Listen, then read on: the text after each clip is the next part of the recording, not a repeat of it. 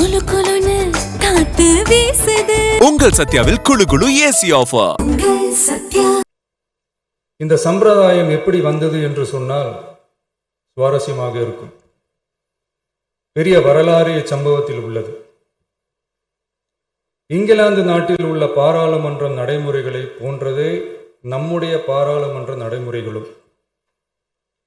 மன்னராட்சி இருந்த காலத்திலேயே அங்க பாராளுமன்றம் இயங்கியுள்ளது. அக்காலத்தில் அனைத்து அதிகாரங்களையும் பெற்ற மன்னரும் இருந்தார், பாராளுமன்றமும் இயங்கியது. அங்கே மன்னர் ஒரு பணியை செய்ய வேண்டும் என்று விரும்புவார். பாராளுமன்றம் அவருடைய விருப்பத்தை பெரும்பாலும் நிராகரிக்கும். மன்னர் விரும்பிய காரியத்தை பாராளுமன்றம் நிராகரித்து விட்டது என்கிற செய்தியை மன்னருக்கு சொல்ல வேண்டியவர் பாராளுமன்ற தலைவர், ஸ்பீக்கர் என்பார்கள். பாராளுமன்றத்தின் கருத்தை மன்னரிடம் சொல்ல வேண்டியவர் ஸ்பீக்கர். அதற்கு துணிவு வேண்டும். சில பணிகளை செய்வதற்குத்தான் பாராளுமன்றத்தின் அனுமதி வேண்டுமே தவிர அந்த ராஜ்யத்தில் உள்ள எந்த பிரஜைக்கும் மரண தண்டனை விதிக்கும் அதிகாரம் மன்னருக்கு உண்டு. தான் விரும்பியதை பாராளுமன்றம் நிராகரித்து விட்டது என்று சொல்லும் ஸ்பீக்கருக்கு மரண தண்டனை விதிக்கும்படி ஆணையிடுவார்.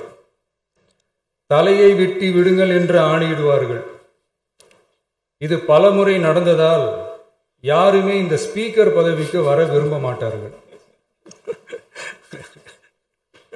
எனவே புதிதாக பாராளுமன்றம் அமையும் போது ஸ்பீக்கர் பதவிக்கு ஒருவர் அறிவிக்கப்பட்டவுடன் அவர் உடனே தலை தப்பித்தால் போதும் என்று ஓட்டம் பிடிப்பார்.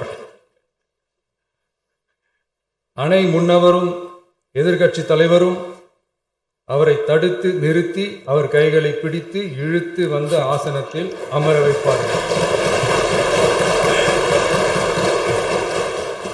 இதுதான் அந்த காலத்தில் இருந்து வந்த மரபு. ஜனநாயக முறை ஏற்பட்ட பிறகும் இம்மரபு தொடர்கிறது.